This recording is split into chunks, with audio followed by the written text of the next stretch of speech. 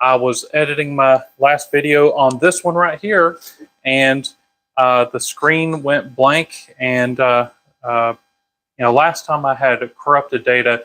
This time my camera just did not work out properly. So the question is it worth putting money in an old mountain bike? And there's a lot of questions that need to be asked. What are you going to be using it for? What kind of bike is it? In this case, what we have, Zeke, if you could show this fine bike here. This is a Trek 6700.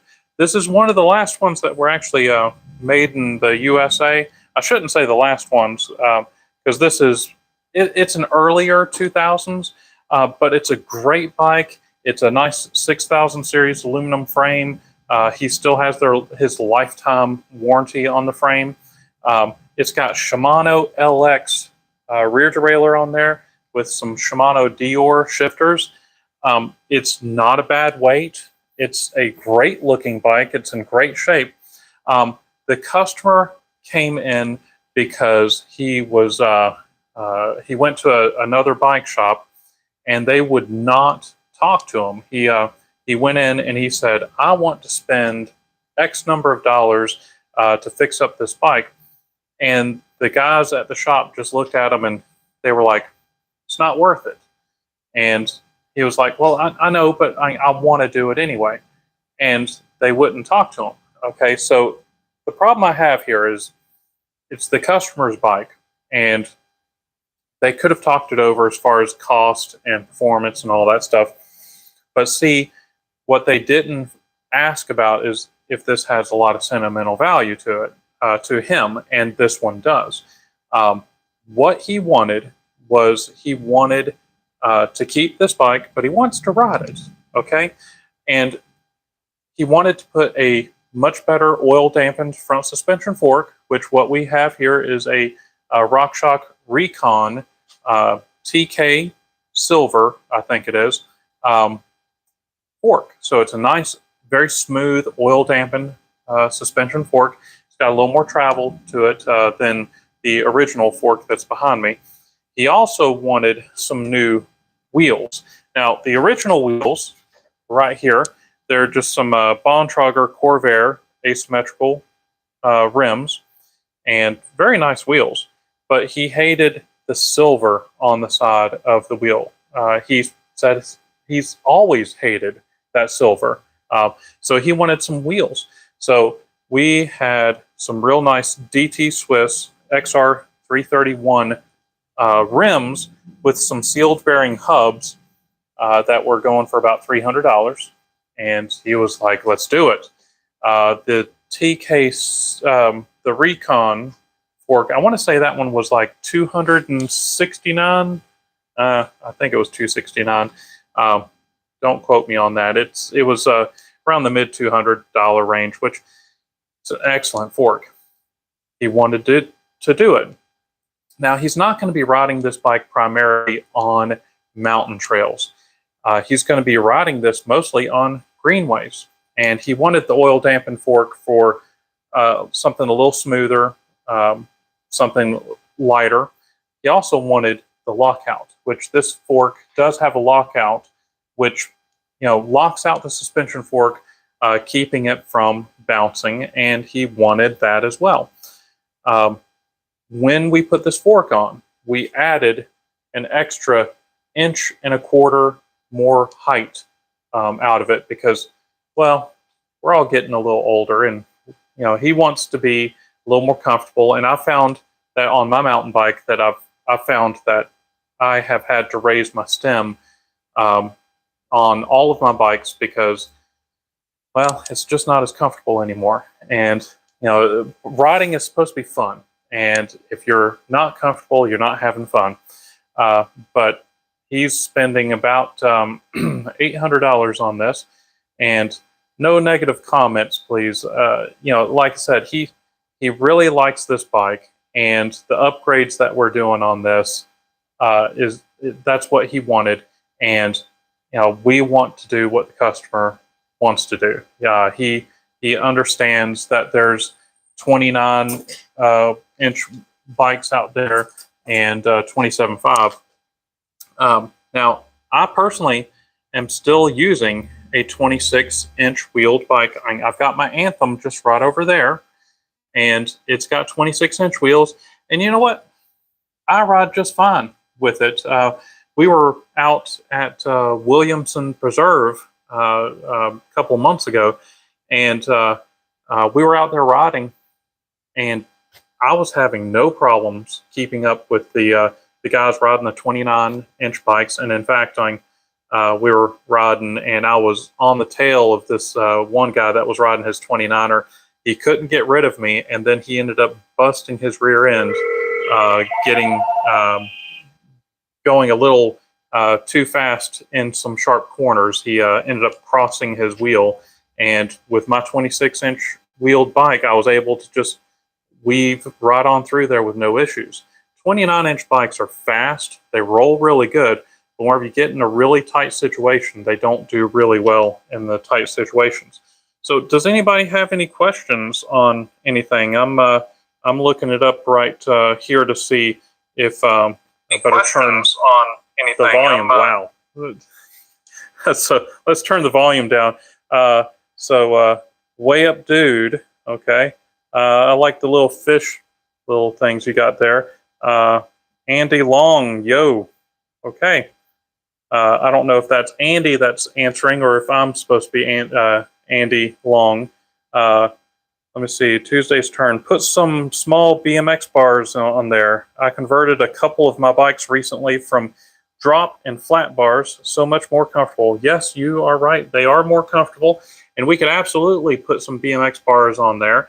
We've actually already done that for some people. You just need to, either A, replace the stem with a BMX stem. We've done that. Or they have the shims that you can put on your your mountain bike stem to convert it to a 22-2 bar. We've done all of that. And, I really don't like those on the mountain bikes, but I love them on a cruiser.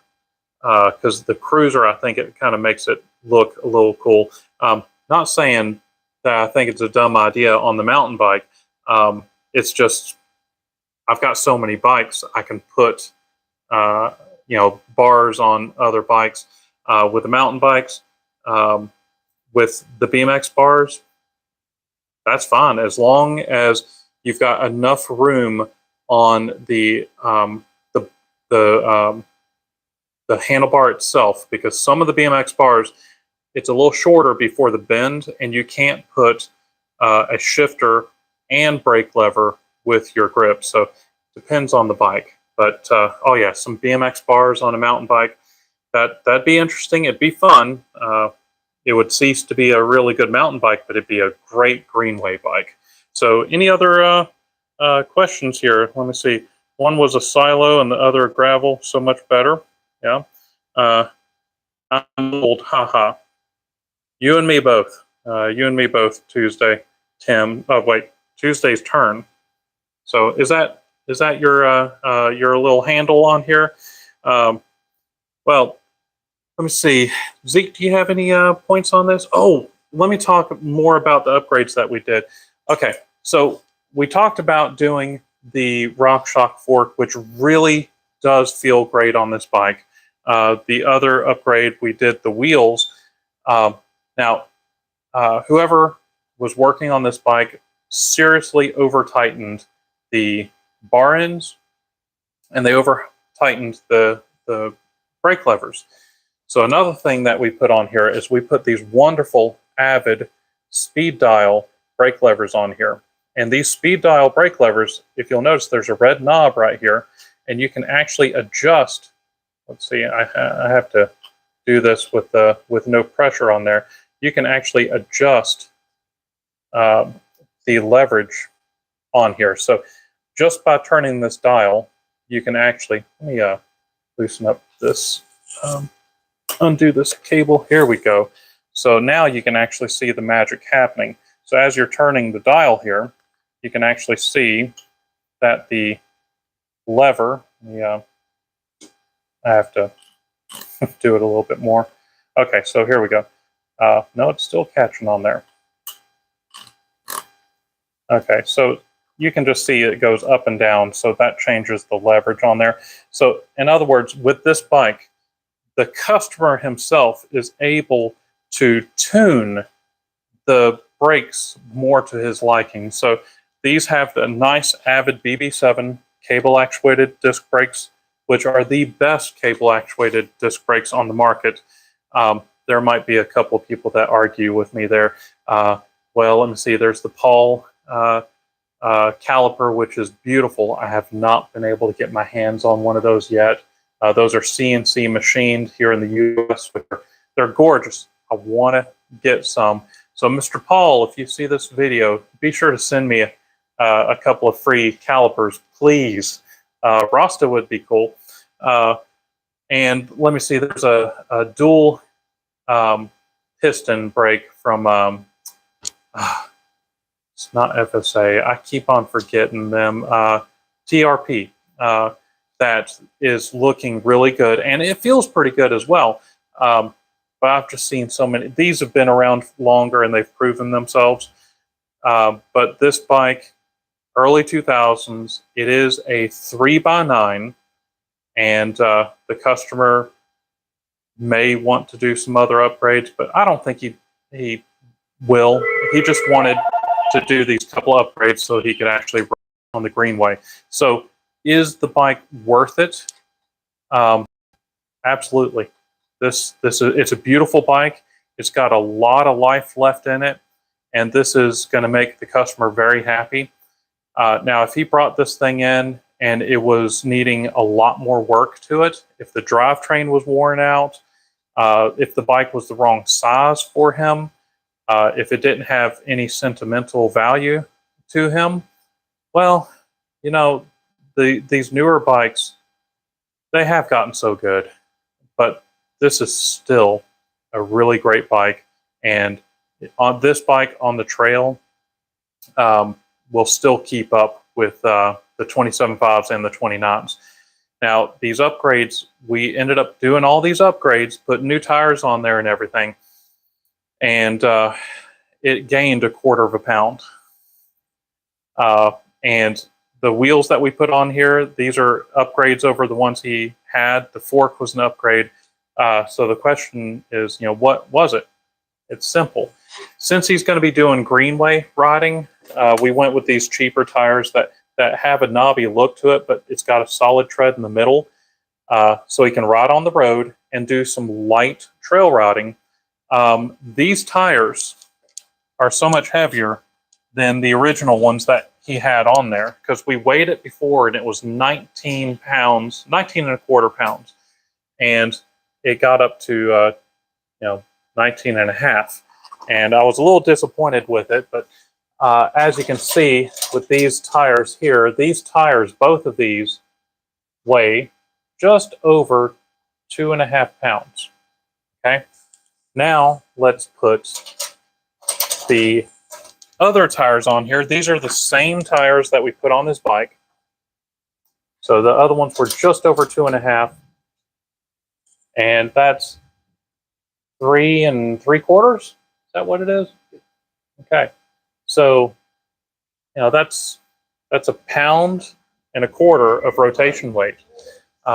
So anyway, that's going to be pretty much it on this video. Let's see if we have any more questions, which I be with you in just a moment. But any other questions I can go ahead and answer. Oh, please, everybody that sees this, please leave me a big thumbs up, because it really helps out the channel. And I will work a little bit harder to have more videos in case if one gets damaged. But any other questions?